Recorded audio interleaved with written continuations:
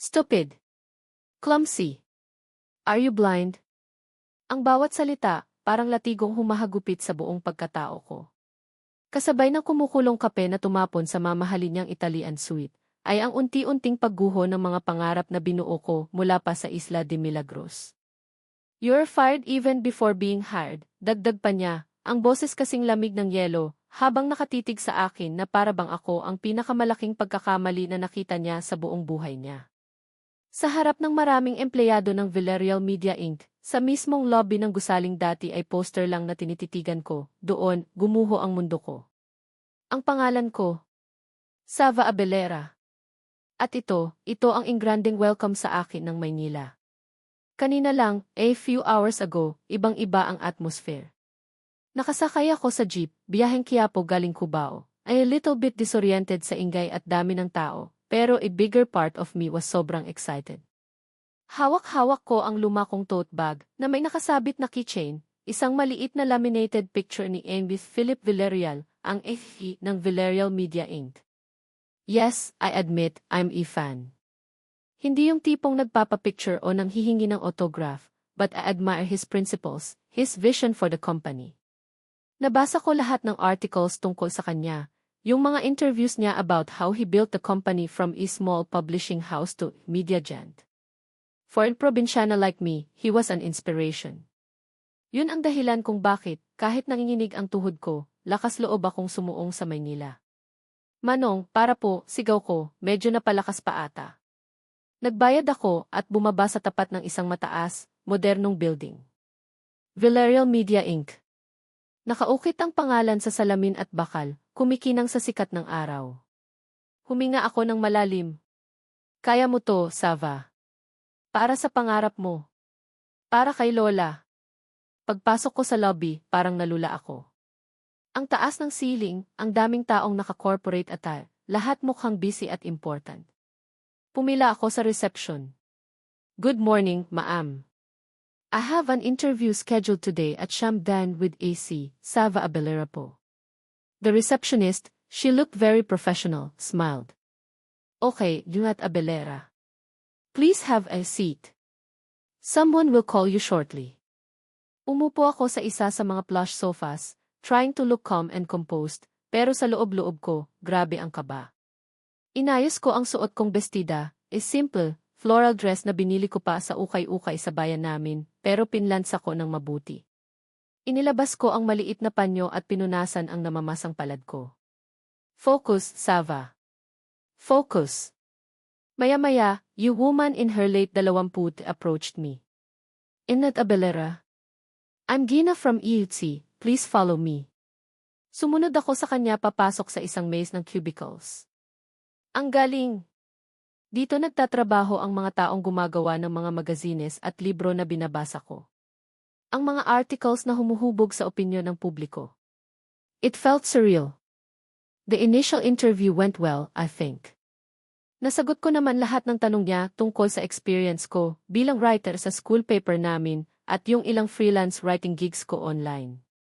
Sabi niya, tatawagan na lang daw ako for the final interview with the department head if I pass this initial screening. Lumabas ako ng geeky office na medyo kampante. Yes, a small victory. Habang naglalakad ako pabalik sa lobby, planning to treat myself to cheap but delicious siopaw sa kanto, biglang nagkaroon ng commotion. May mga taong nagtatakbuhan, may sumisigaw ng emergency. Si Sir Philip parating na. Kailangan niya ng kape, asap. Sir Philip. In my heart skipped a beat. Si M.T. Villarreal. Nandito siya. Nakita ko si Gina, yung EC staff, na mukhang natataranta. Oh if by God, ang barista natin for the executive lounge, absent ngayon. Sino na pwedeng magtimpla ng kape? And then, her eyes landed on me. Inat Abelera, right? Marunong ka bang magtimpla ng kape? Black, no sugar. Urgent too, please. Bago pa ako makasagot, hinila na niya ako papunta sa isang maliit na pantry. Here's the coffee maker, the premium beans. Make it fast, but make it good. Dadalhin mo sa conference room G, 15D floor. Alam mo ba kung saan yun? Umiling ako, still a bit dazed. Anong nangyayari? Okay, just take the elevator to Labin Limati. It's the first door on the right. Go. Parang wala sa sarili, nagtimpla ako ng kape. If my hands were shaking. Me. Serving coffee to TV Philip Villarreal. This was not part of the plan. Pero, utos ng EUC at emergency daw. Sige na nga. Baka ito na yung chance ko to make a good impression, kahit sa maliit na paraan. Paglabas ko ng pantry, dala ang tray na may isang tasa ng mainit na kape, saktong bumukas ang elevator doors at lumabas ang isang grupo ng mga executives. At sa gitna nila, ang lalaking nasa kitchen ko. Philip Villarreal. In person. Mas matangkad, mas gwapo at mas mukhang suplado kaysa sa mga pictures. He was talking animatedly with an older man, his brows furrowed. Dali-dali akong naglakad papunta sa kabilang elevator bank para umakyat sa 15 floor. I was so focused on not spilling the coffee and trying to appear calm na hindi ko napansin ang isang maintenance staff na nagmamadaling may dalang hagdan. And then it happened. Nagkabanggaan kami. Ay, sorry po, sabi ng staff, pero huli na ang lahat. The world seemed to move in slow motion. Ang tasa ng kape lumipad sa ere. At ang destinasyon nito, ang immaculate white shirt ni Amy Philip Villarreal. Oh! Right. God! Napatigil ang lahat. Ang mga executives napanganga. Sige na, nakasunod ko na pala, napapikit. Ang maintenance staff namutla. Ako. Gusto ko na lang magpalamon sa lupa. Ang mainit na kape, umuusok pa, nag-iwan ng malaking, maitim na mansa sa dibdib ni Amy Villarreal. His face, which was serious a moment ago, contorted into a mask of disbelief, then pure, unadulterated anger. His eyes, piercing shade of dark brown, met mine. At doon ko narinig ang mga salitang gigimbal sa buong sistema ko. Stupid! Clumsy! Are you blind? Sigaw niya, ang boses umalinggaw sa buong lobby. Naramdaman ko ang panginginig ng buong katawan ko. Gusto kong magpaliwanag na aksidente lang, na hindi ko sinasadya, pero walang lumalabas na salita sa bibig ko. Para akong napipi. This is a $1,000 suit. Do you have any idea how much damage you've caused? Patuloy niya, bawat pantig puno ng galit. Lumapit siya sa akin at napaat. Come back! Para ano? Para lalo pa akong ipahiya? O baka naman may nakalimutan akong gamit? No, impossible. Dala ko lahat. Po. Bakit po, tanong ko, trying to keep the voice steady. Philip Villarreal wants to see you in his office. What? Siya. Gusto akong makita. Matapos niya akong ipahiya at fire. Anong kalokohan to? Intriga. Ito na ba yung sinasabi nilang plot twist sa mga teleserye? Pero bakit ako? Anong kailangan niya sa isang stupid, clumsy na applicant na tulad ko? My mind was racing. Should I go back? Or should I run as far away as possible from that man and his intimidating presence? One thing was for sure, this day was far from over. And my Manila adventure, it seemed, was just getting a whole lot crazier. Philip Villarreal wants to see you in his office. Parang sirang plaka na nagpaulit-ulit sa utak ko ang sinabi ng babae mula sa GC, si Sir Philip. Gusto akong makita. Pagkatapos ng ingranding eksena sa lobby kanina. Ano ng trip nito? Hindi kaya ipapapulis niya ako for the maging his precious suit. O baka naman, may ipapabayaran siyang danyos perwisyo. Nanlalamig ang kamay ko, pati na ata ang buong katawan ko, sa ideya pa lang. Miss Abelera, are you still there? Tanong ulit ni Patricia mula sa kabilang linya. Her voice was polite, professional, pero may hint of urgency. Napalunok ako. Oo po. Pero sigurado po kayo? Baka nagkamali lang po kayo ng tinawagan? Please, sana nga nagkamali lang sila. No, Miss Abelera. Ikaw nga po. Hinihintay ka na niya. It's rather important. Important? Anong important sa isang tulad ko na tinawag niyang ki-stupid at ki-clumsy? Ying's mind was a mess of confusion, fear, and a teeny, almost imperceptible spark of what? Curiosity. Hindi ko masabi. Parang masochist lang, gusto ko pa ring malaman kung bakit. Sige po. Pabalik na po ako, I managed to say, did he voice barely a whisper. Kahit labag sa kalooban ko, kahit nanginginig ang buong sistema ko, there was a strange pull. Maybe, just maybe, this was a chance to clear my name.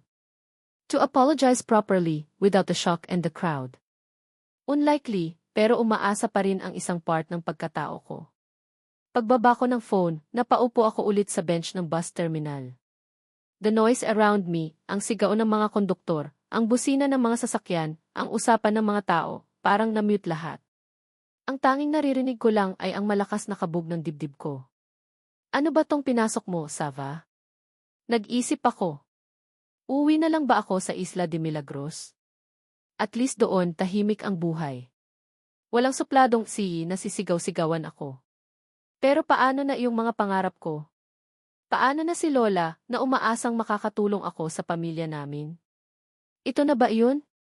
Isusuko ko na lang ba agad-agad dahil lang sa isang masungit na boss at isang tasang natapong kape? Huminga ako ng malalim. Hindi. Hindi ka pinalaki ni Lola para maging duwag, Sava. Kahit ano pa ang mangyari, haharapin ko to. For my Lola and for myself. Nag-abang ulit ako ng jeep pabalik sa Villarreal Media Inc. This time, the journey felt longer, heavier. Bawat metro na nilalakbay ng jeep, parang isang hakbang papalapit sa bitayan. Okay, Gina yun, pero yun talaga ang feeling ko. Pagdating ko ulit sa Faith Building, parang déjà vu. The same towering structure, the same busy lobby. Pero this time, iba na ang pakiramdam ko. Wala na yung excitement kanina. Napalitan na ng kaba at apprehension. Dahan-dahan akong lumapit sa reception. Good afternoon po.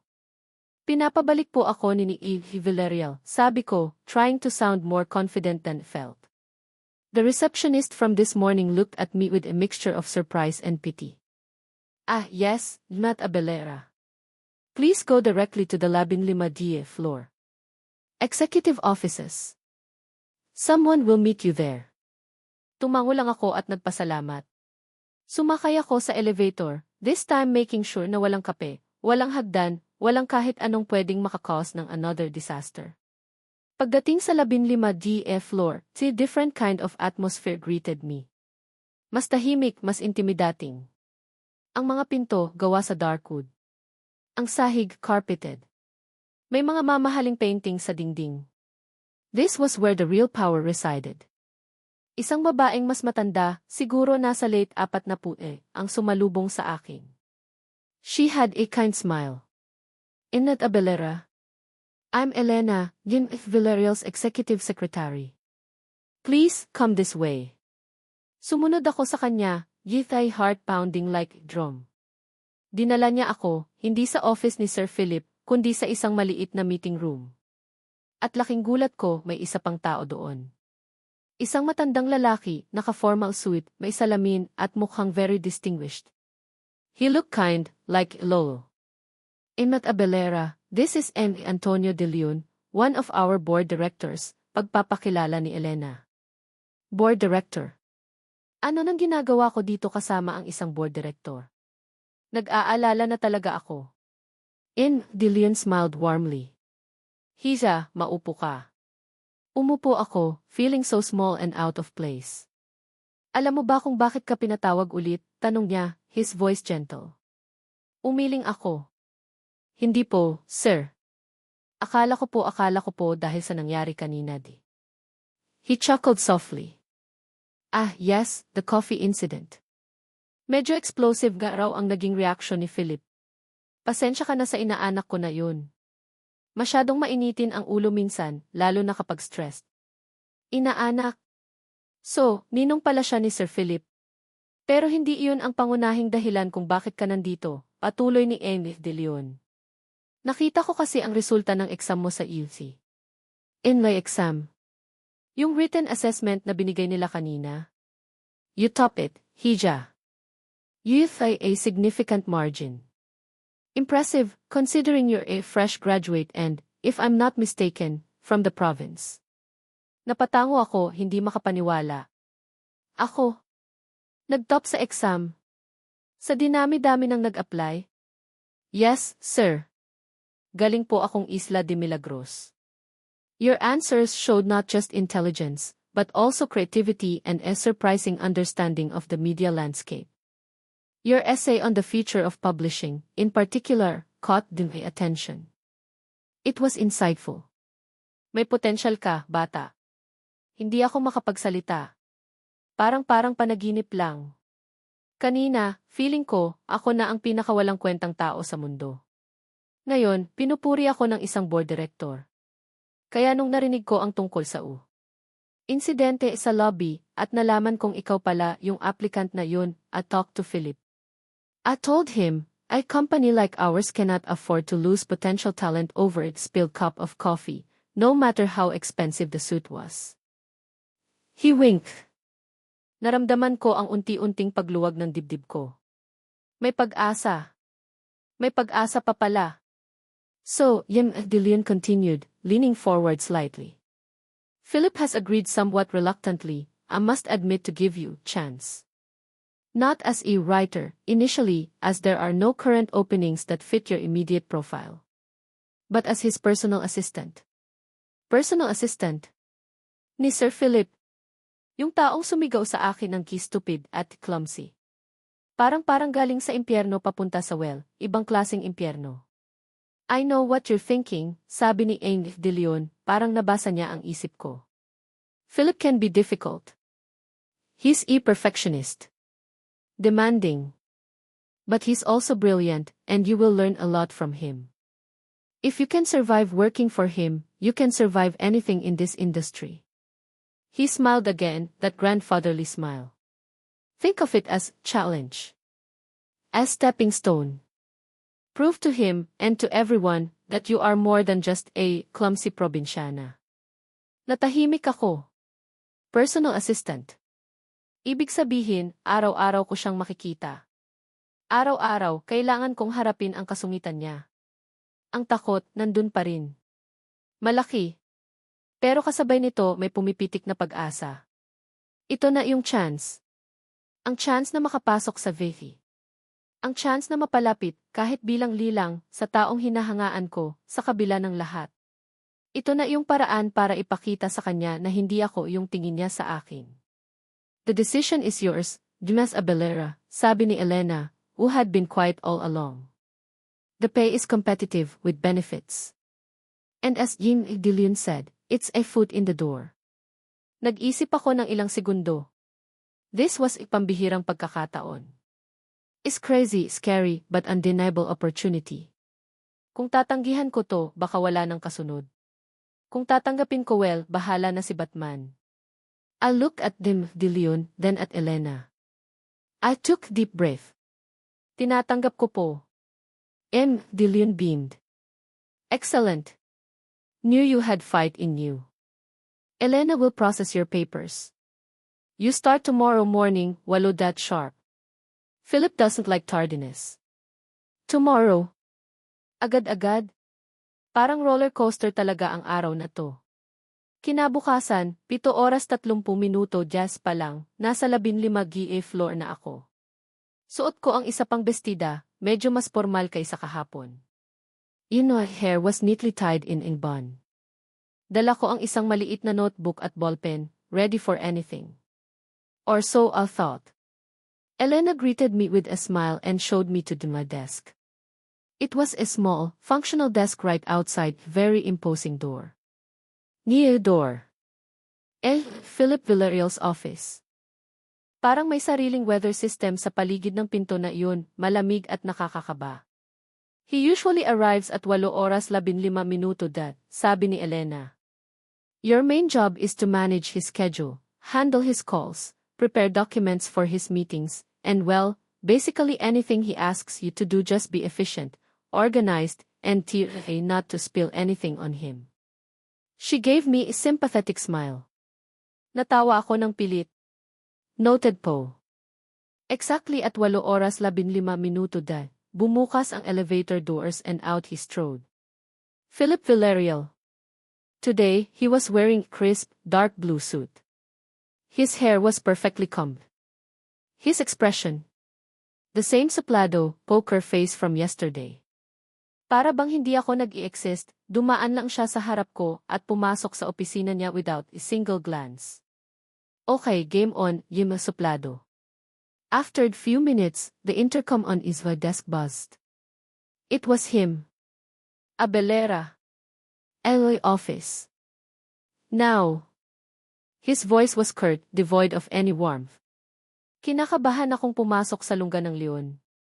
His office was huge. Floor-to-ceiling windows offered a panoramic view of the city. Ang ganda. Pero ang focus ko nasa kanya. Nakaupo siya sa malaking mahogany desk niya, busy sa laptop. Hindi man lang tumingin sa akin. Sir. Get me coffee. Black. No sugar. Utos niya, still not looking at me. Parang test. Ito na naman tayo sa kape.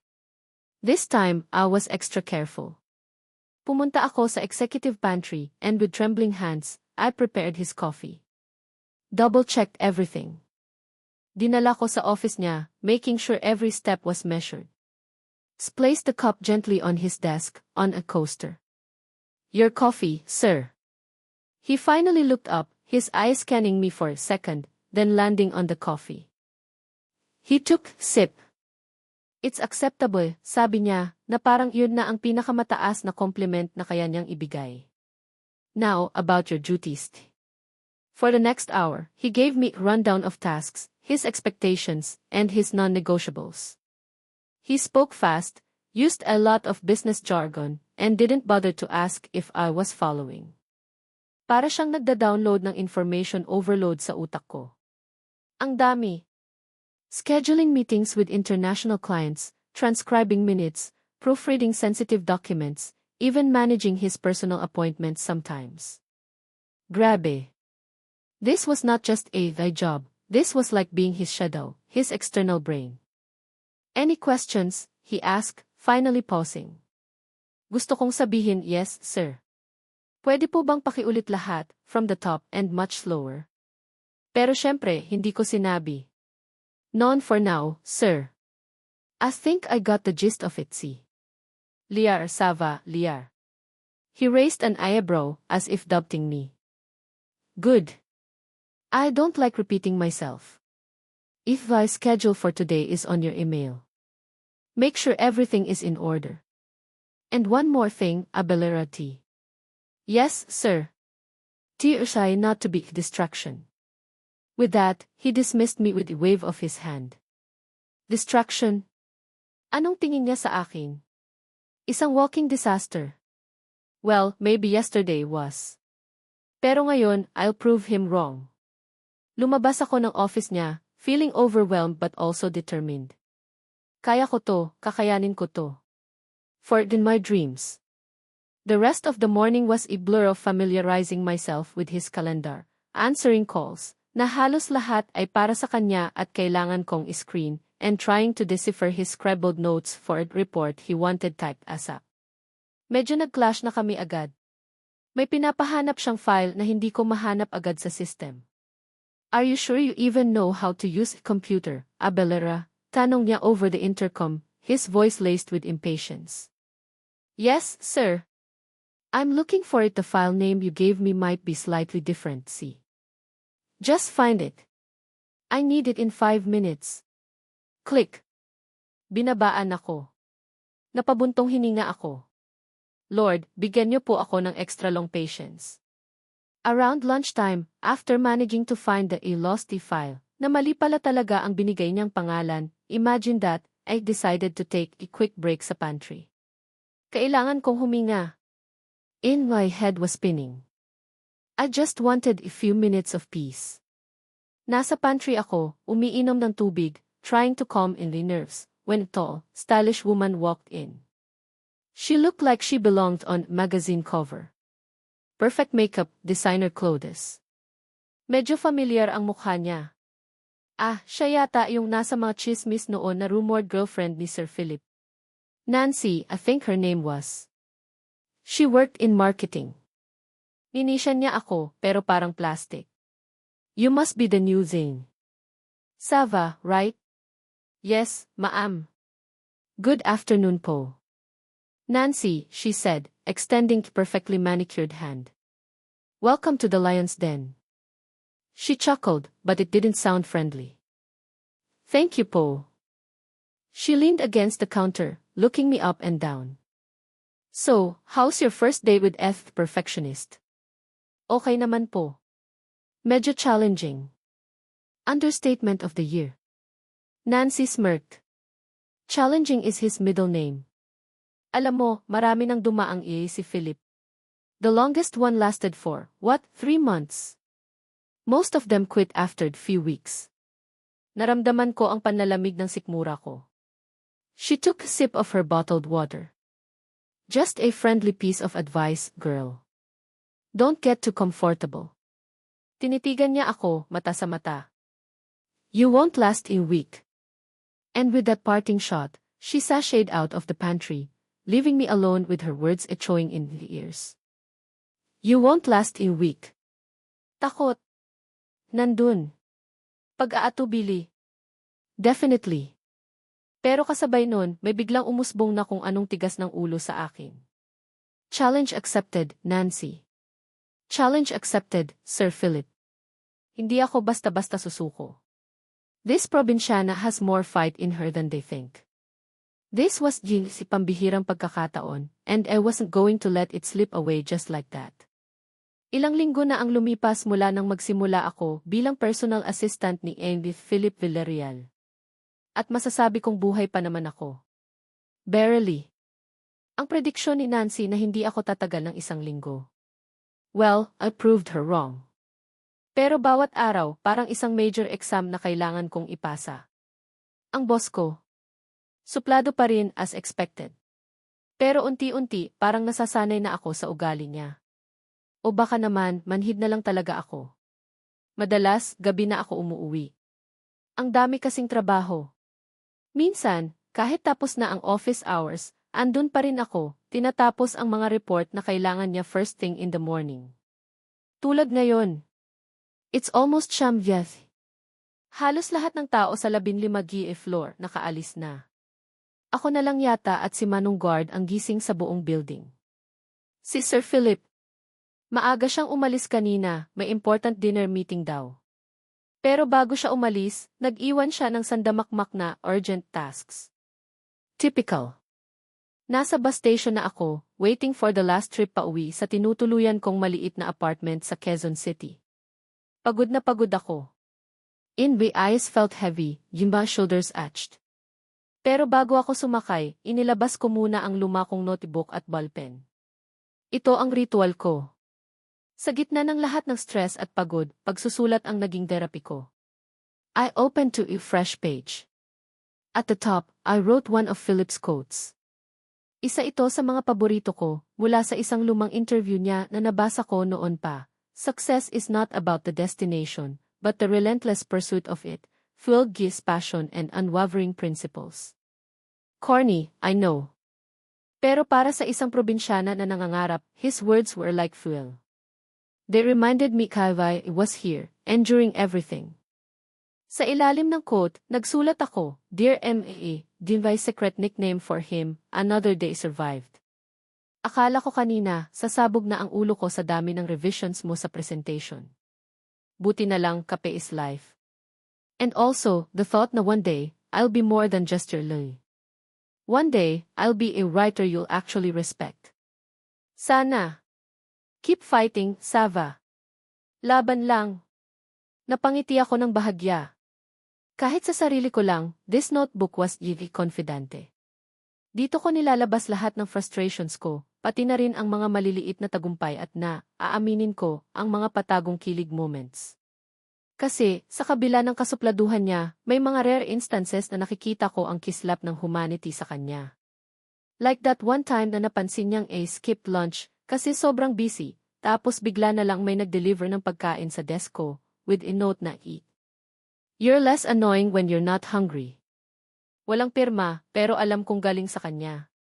Mga simpleng bagay, pero para sa isang fangirl na tulad ko, big deal na iyon. Tahimik na kilig, ika nga. Last call for Sapangpalay, sigaw ng konduktor. Ay, hala. Muntik na akong maiwan. Dali-dali kong tinago ang notebook ko at sumakay ng bus. The next few days were even more hectic. May paparating na big international conference, at si Sir Philip ang isa sa mga main speakers. Ibig sabihin, triple ang trabaho ko.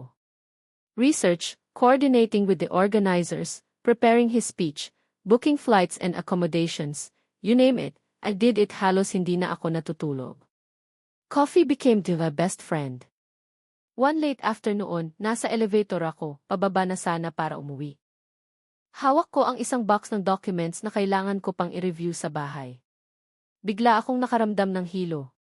Parang umiikot ang paligid ko. I leaned against the elevator wall, trying to catch my breath. Then, everything went black. Nagising ako, I don't know how much later, na nakahiga sa sofa. Saan? Teka, parang sa office ni Sir Philip. Anong nangyari? Dahan-dahan akong bumangon. In my head was still throbbing. Nakita ko si Sir Philip, nakatayo malapit sa bintana, nakatalikod sa akin. Sir. Ildevi voice was hoarse. Humarap siya. His usual stern expression was there, pero parang may something else. Concern? Impossible. You collapsed in the elevator, sabi niya, his voice surprisingly calm. The guards found you. They called me. Pasensya na po, sir. Nakakahiya. Sobrang hiyang-hiya ako. Ano ba yan, Sava? First, the coffee incident. Now, this? Baka isipin niya, pabigat lang talaga ako. You've been overworking yourself, he stated, more than ask. When was the last time you had a proper meal or a full night's sleep? Hindi ako nakasagot. Kasi, to be honest, hindi ko na matandaan. He sighed, deep, weary sound. I told you not to be a distraction, Abelera. This includes collapsing on company property. May halong sarcasm, pero hindi kasing tapang ng dati. Napaiwas ako ng tingin. Sorry po talaga, sir. He was quiet for a moment. Then, the guards also found your phone. It fell out of your bag. Phone. Bigla akong kinabahan. Nasaan na? It's on the table, sabi niya, gesturing to the small coffee table in front of the sofa. Kinuha ko agad. But as reached for it, napansin kong naka-open ito.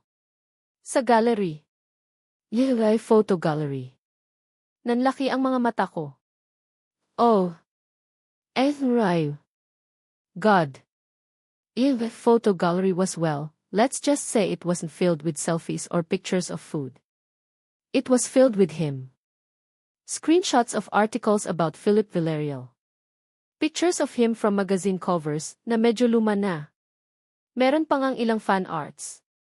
Mga simpleng sketches ko lang naman, inspired by his quotes, or him during press conferences.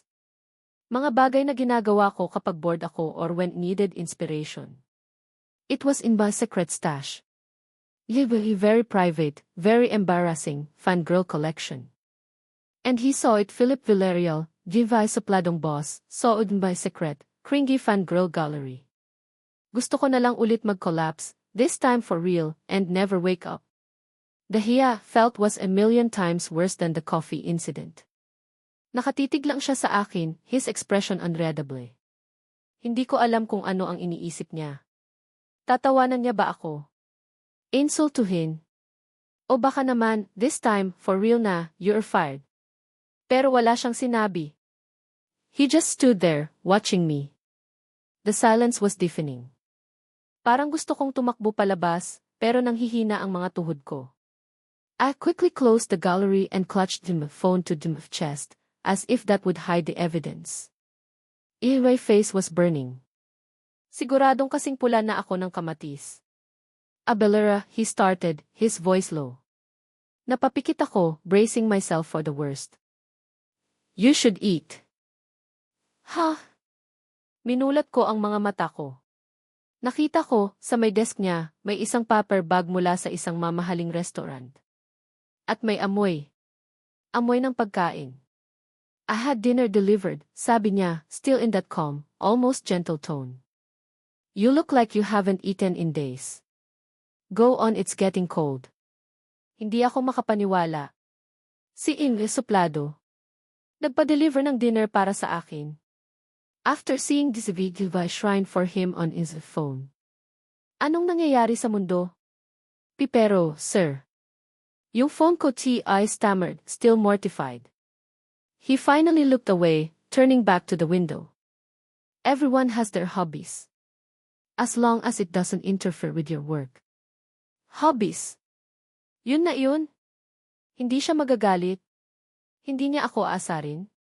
But sir, yung mga pictures are just pictures, Abelera. He cut me off, his back still to me. What's more concerning is your health. This company offers health benefits for a reason. Use them. And learn to manage your workload.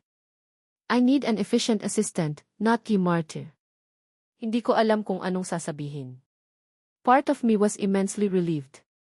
Part of me was still dying of embarrassment. And a very small, very confused part of me felt a strange warmth spread through the chest. Kilig. Sa ganitong sitwasyon.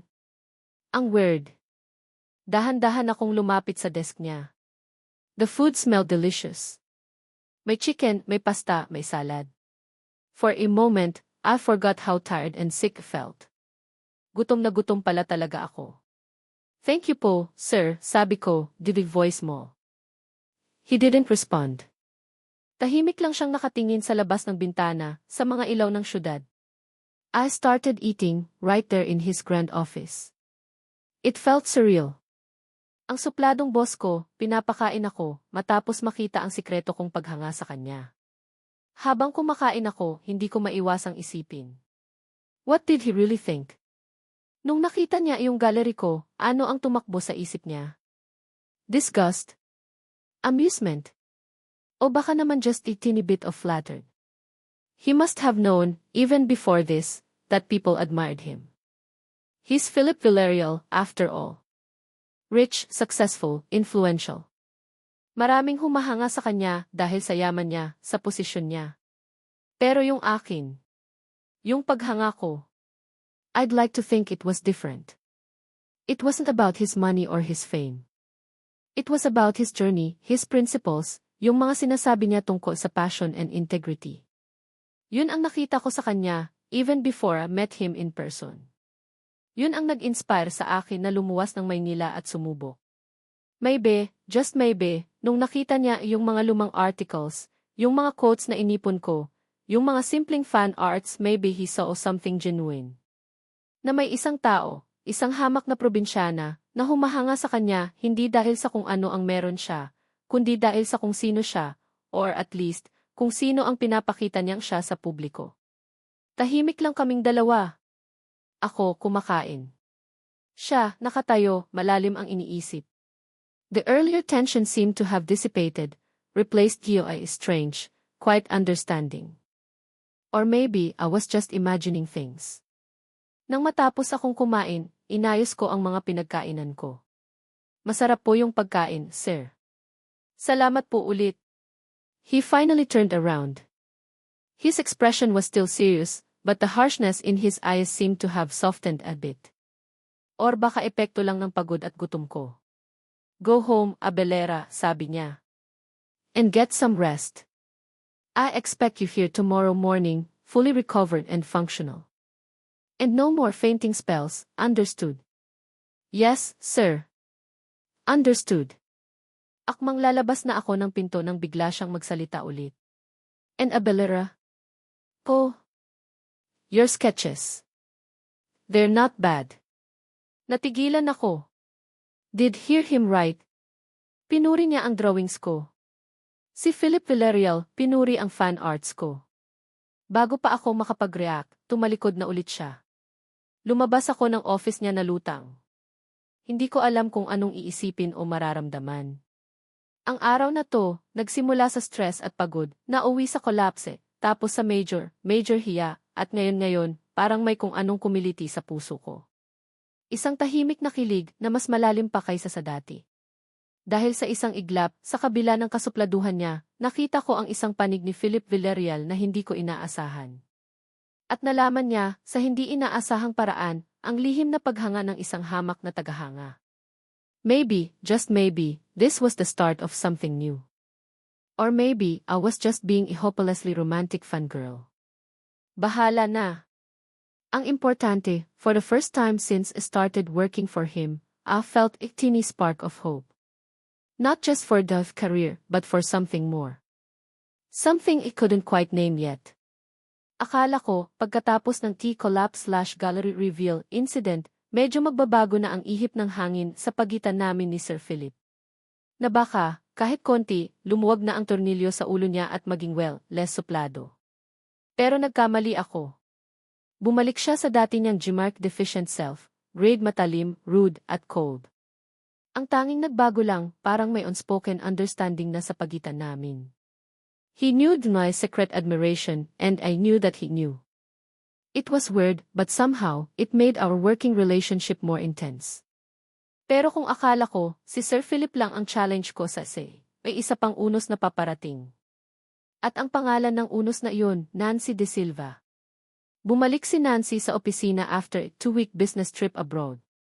At ang unang-una niyang ginawa, bisitahin ako. Well, bisitahin is a polite term. Mas akma sigurong sabihing mang-asar ko or mang-inis. Well. Look who's still here, sabi niya, nakasandal sa door frame ng maliit kong workspace, a smug smile playing on her perfectly glossed lips. Akala ko gising now, nag-alsa balutan ka na pabalik sa probinsya mo. Her eyes raked over me, from Eva's simple dress to Divvy's worn-out shoes. Judgmental as ever. Good morning, Ma'am Nancy, bati ko, trying to keep the voice neutral. Ayokong magpatalo sa pang-iinis niya. As you can see, andito pa rin po ako.